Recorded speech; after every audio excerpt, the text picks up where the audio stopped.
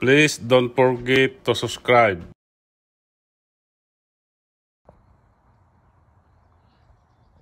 Time check, August 5, Saturday,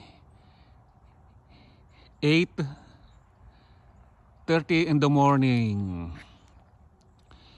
Nandito ako ngayon sa harapan ng campground sa may entrance. Ipapakita ko ang pangalan ng Algonquin Pines Campground. Yan, Algonquin Pines Campground. Camping, RVs, glamping. Hindi ko alam kung anong ibig sabihin ng glamping. Exclusive RV camping. Yan, para mabasa nyo. Yan, sinasabi ko kahapon ng sa daan na RV camping.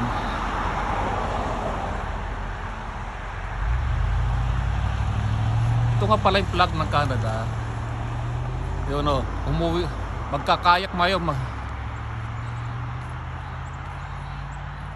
Ang aga nilang umalis.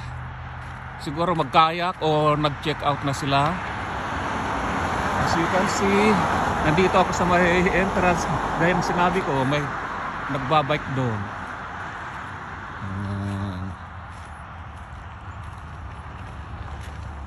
Yan yung flag ng Canada. Dalawang beses ko nang pinakita sa inyo ang flag ng Canada. Yan. Doon sa kabila ay restaurant. Kung tatamarin kang magluto o di ka mahilig magluto kagaya ko, pwede kang pumunta doon para mag-lunch or dinner, kasi parang di pa naman sila bukas for breakfast.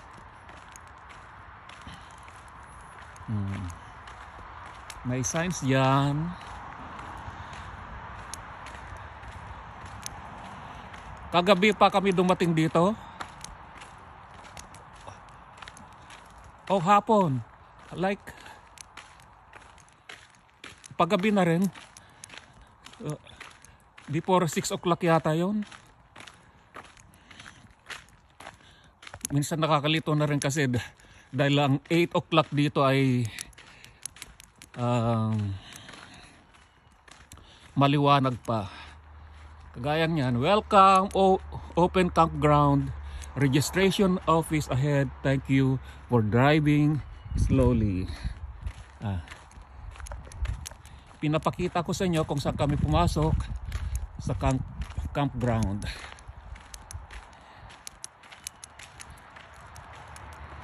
Mailbox. Daan din papunta sa camping yan.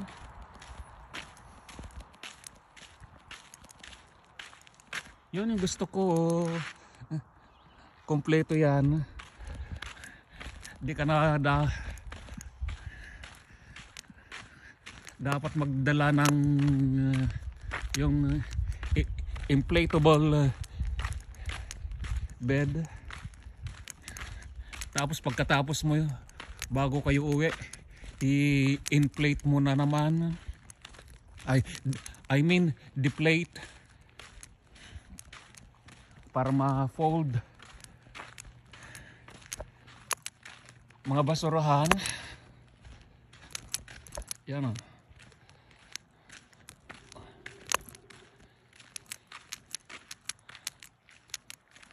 May tatlong basurahan.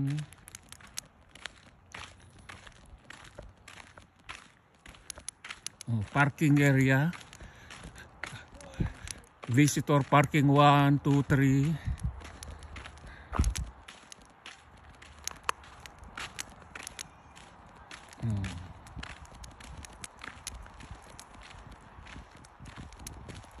Siguro yung bahay na yan ay para sa mga staff dito.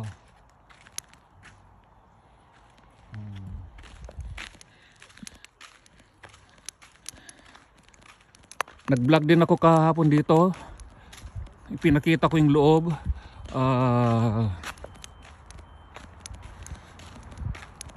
Tawag doon, mini golf club.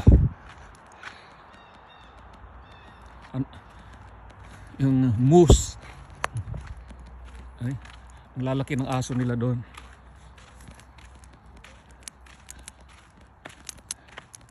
Ganyan ang mga mayayaman na may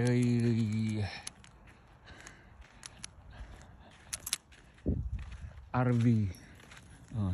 Dito kami nag-register bago nag-camping dahil kailangan i-register ang mga sasakyan at bawat tao. Sasabihin mo kung ilan kayo. Luckily, may wifi dito sa pinagkampingan namin, unlike yung last year walang wifi. Hey, so cute. Yan, may dumaan aso. Pinapalakad nila.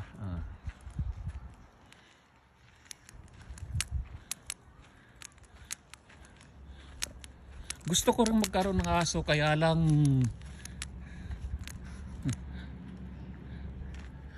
ayaw kong mamulot ng tae ng aso. Kailangan mo kasing pulutin ang tae ng aso.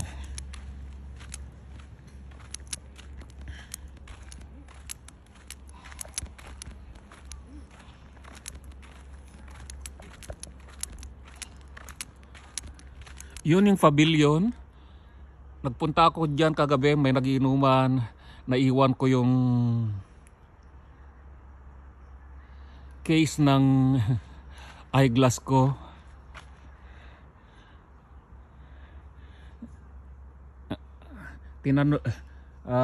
Nahalata nila na may hinahanap ako.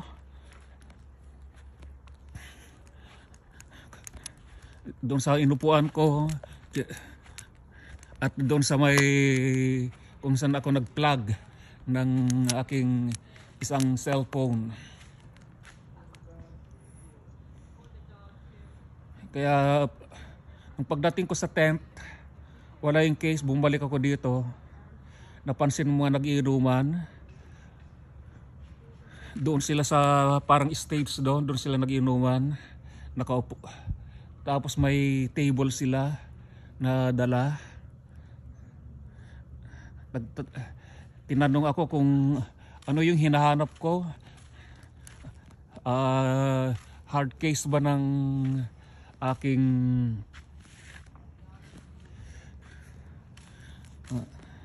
sunglass? Sabi ko, oo. Then kwento ko sa kanila, dinescribe ko na yung aking how do you call that, case ng aking glass. I have my name on it, including my address and phone number. All the details are inside. Details of my informations are inside and outside sa case ng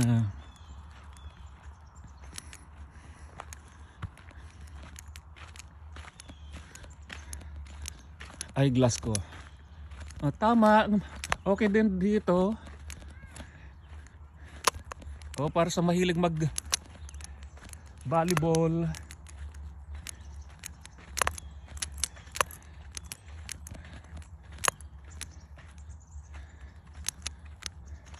Doon naman kahit anong games, soccer,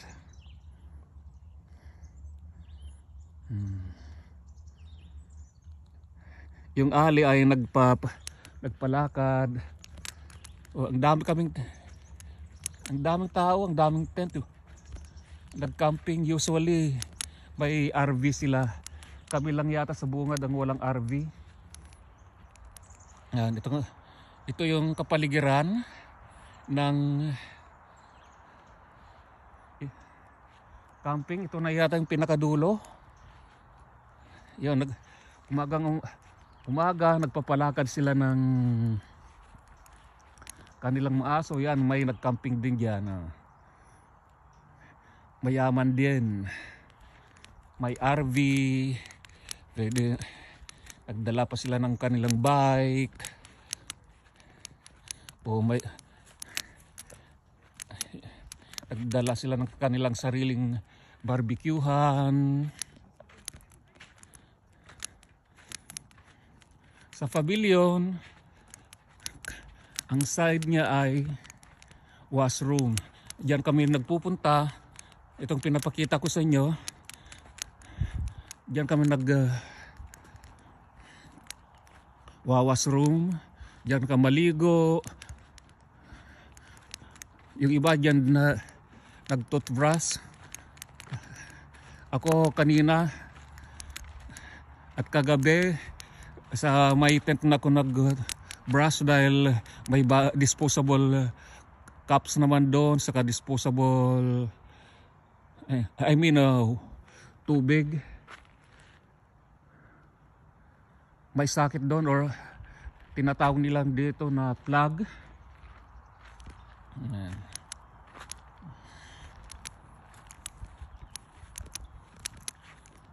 Yan mga puno. Pagsawa kayo sa puno.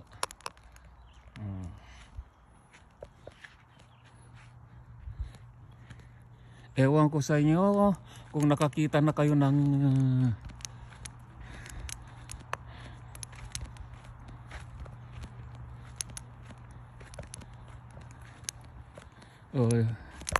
may dalawang aso doon. Ang cute, ang babait.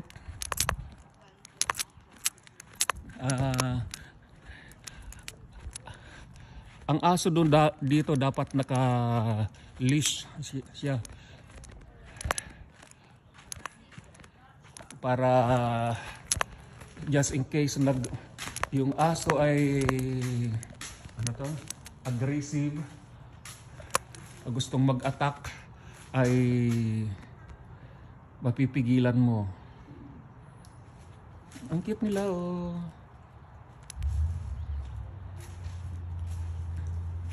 Yeah, dito ako galing kagabi.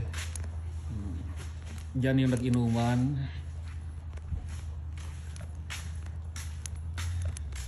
Kung may extension ka, pwede kang magsaksak doon. Basurahan, washroom din yan. Yun, doon ako nagsaksak kagabi oh.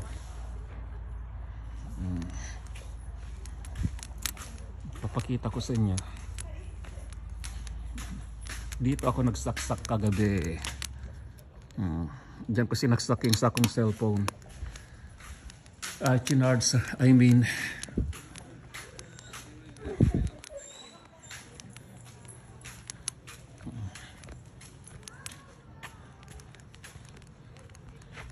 madaming nagcamping dito na may dalang aso. Andun yung grupo namin, bali 7 sasakyan, ewan ko kung ilang pamilya.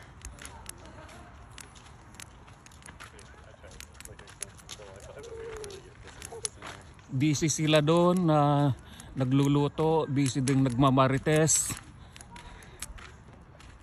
Nagkita-kita mga magkakaibigan na boarders namin dati.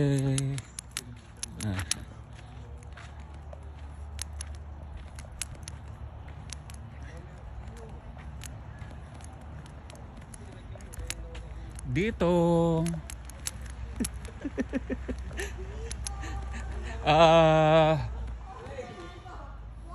dito yung pwede kang mag-campfire, bonfire, campfire tuloy. Yung string sampayan na rin. tent na. Unang tent. Kita ko sa inyo. Ha? Chef daw. Chef boy, Negro. Pwede kang kumain. Makikain dahil 7 table yan. Since chef daw, ipakita ko na nga yung niluluto niya. Lapitan. Yan. Oy! May paborito. Chef boy to kay guards. Ako taga-kain. nakita ko kaya nung yung una nyo ako nakitang nag-i-slice ng mga pagkain sa Ikaw na lang ang taga-vlog ko. sa bahay noon pandemic. Maangal nga sa Adelaide. Ha, bakit? Naun. Yung pang pakbet daw, ginawa mo ganyan. Napaghalata yung mga hindi marunong. Yung taga-kain lang. Yan mga breakfast namin. Namin tuloy, breakfast na. Yeah, breakfast for everybody na lang. Yeah. Breakfast for everyone. For everyone. May luncheon meat, yung paborito kong Mga tuyo-tuyo. fried egg. Sunny side.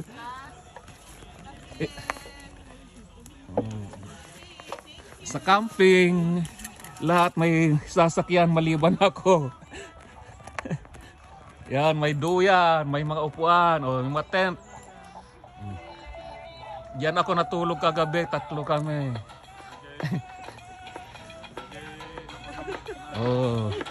Hello. Good morning. Say hi. No? Ang sungit. Yan, nagluluto din sila. Dahil hindi ka marunong. Ay, sinabi ko na sa una kong vlog. Dinagdagan pa nga ni yung slice ko sa pinakbet. Sabi ko, Wila. Nagre-reklamo ka nga daw. May school ako ng Wednesday. Pinag-slice ako ng gulay tapos yung Para malutuin ko na lang for my class. Sabi ko gano'n. Pakbet, kako kamon kita raw. Slice na. Okay na. pag dinagdag yung slice. Yung totoo, ante. Yung slice ko ng pinakbet pang dinengdeng yung manipis. Yan. Tapos di pa rin kakastoy. Yan. Ang gaganda ng sasakyan nila na ako B&B. Sabi ko sa una kong kahapon B&B bulok na bike. Yan. Tapos diyan sa taas. O tignan nyo, ang daming laman ang tawag dito, mga sasakyan puno yan. Dahil madami kang dadalhin, pagkain, damit, mga lulutuin, mga drinks. May heater kami kagabi, pero namatay, madaling araw.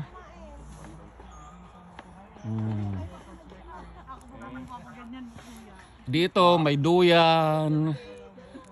Ang libangan mo sa umaga, cellphone.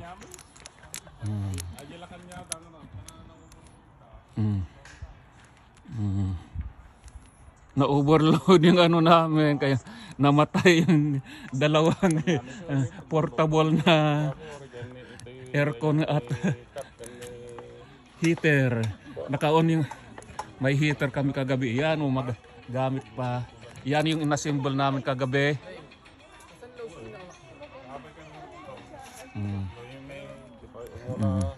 Ito naman ang another tent. Paiba-ibang may trapal sa taas. Para hindi langawin ang pagkain. May ganyan din.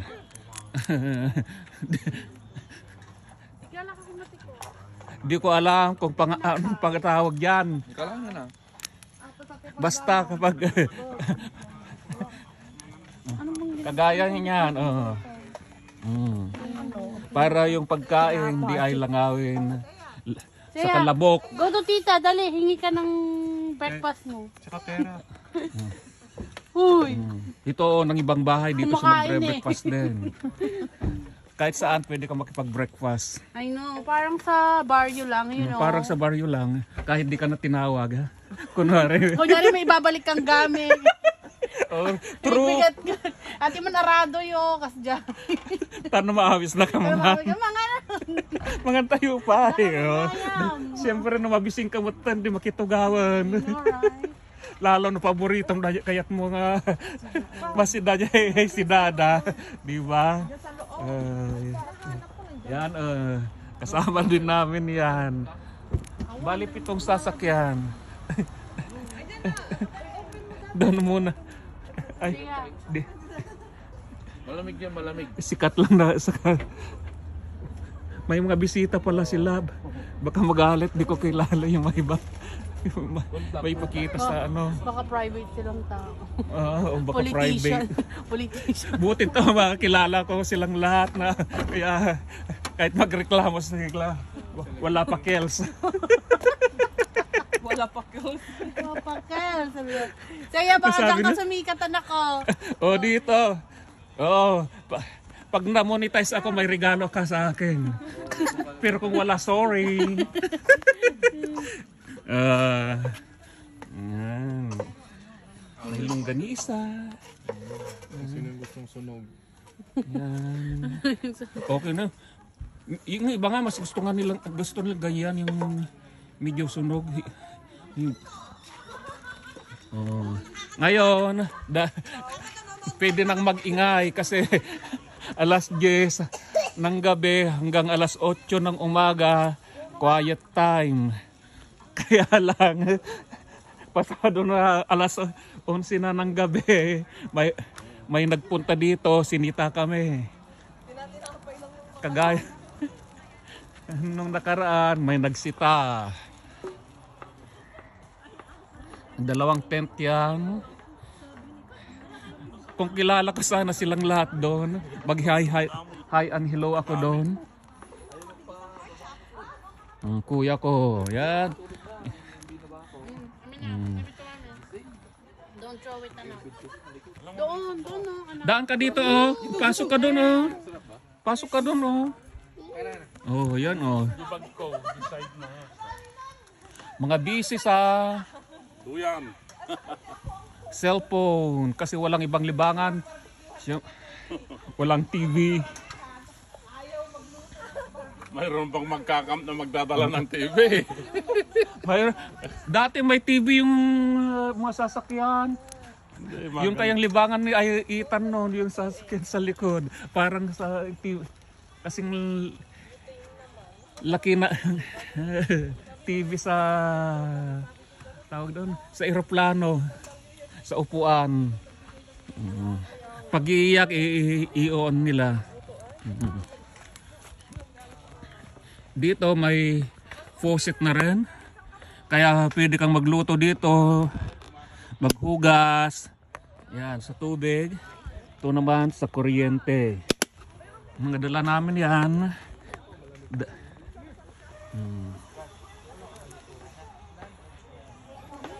Yung mga nagkumpul doon, di ko sila gaan kilala.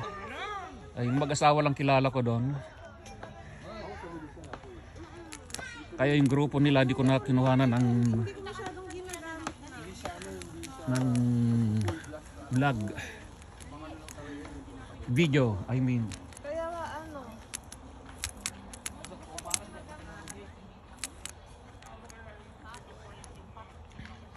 Ito ay binok nila at mayroon kayong designated na ano, kagayan F2. Kung anong row. Kami sa F. Yan, tabi-tabi kami, malaking grupo.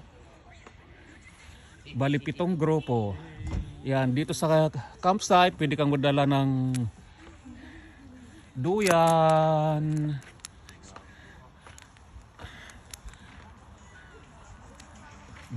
upuan.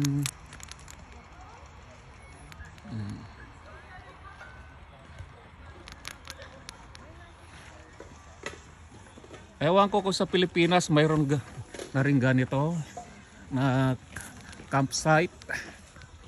Dahil sa Pilipinas, di ko pa naranasan ang mag-campsite. Camping, I mean.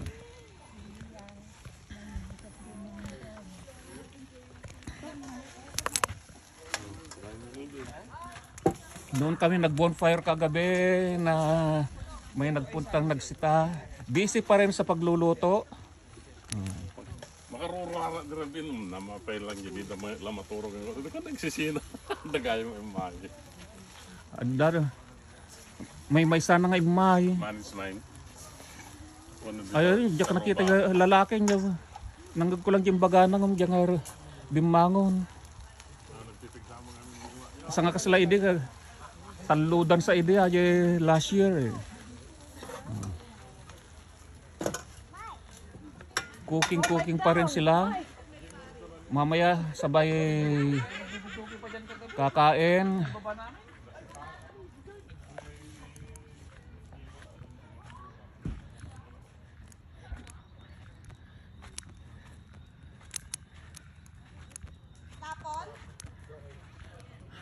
Kapag mag-camping ka, dapat magdala ka ng garbage bag. Hindi kagaya sa unang pinuntahan na yung camping last year, may basurahan na malapit.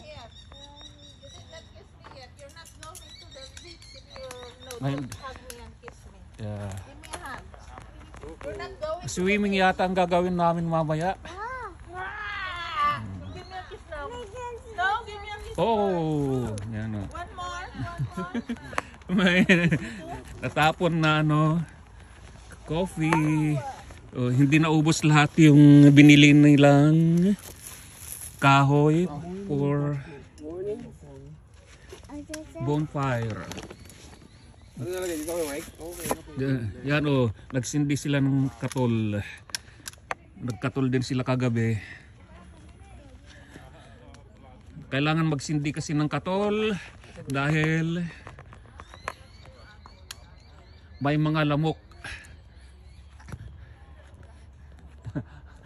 Yan nakikita nyo yan ay mga arenola sa gabi. Yung isa hindi pa yata natapon, yung kinamamang binabaran ko ng tubig. Yung mga ayaw nang lumabas. Ako kagabi dito ako umihi. 3 beses ako umihi kagabi. Nakita niya yung isda, nagpapalman pala siya. Hindi pala.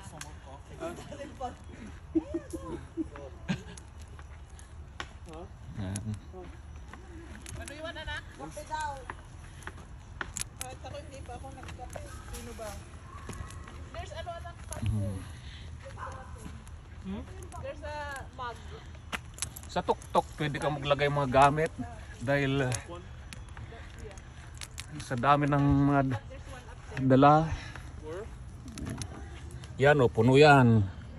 Mga gamit.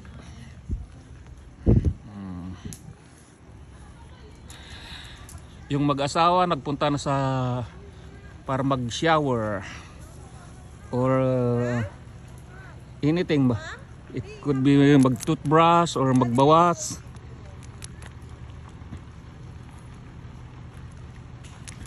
Pasyal ako doon.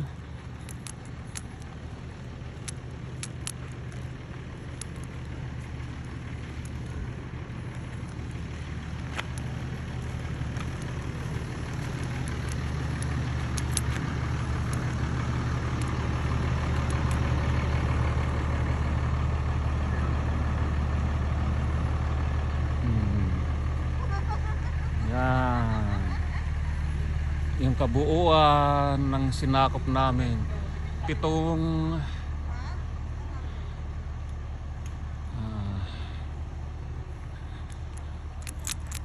sasakyan, kaya 7 din yata yan na bali siyam na tent. Yan yung speed limit dito sa campsite.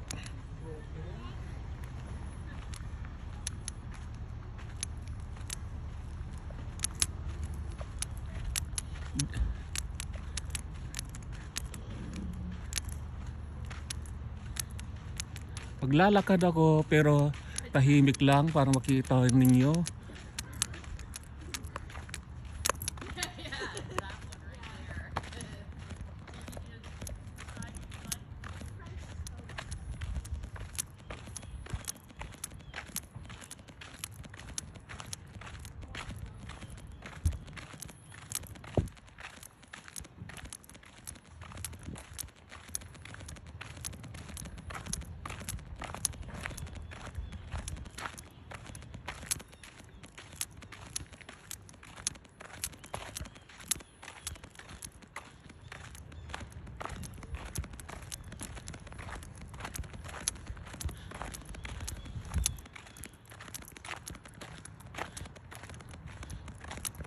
Yung group namin yata ang halos nakatent lang. Sila RV na. Tent kami. Yun ang kaya ng budget. Tent lang. Kahit tent, mahal. Sana ganyan o sana all may ganyan lahat. Ganyan din ang gamit namin.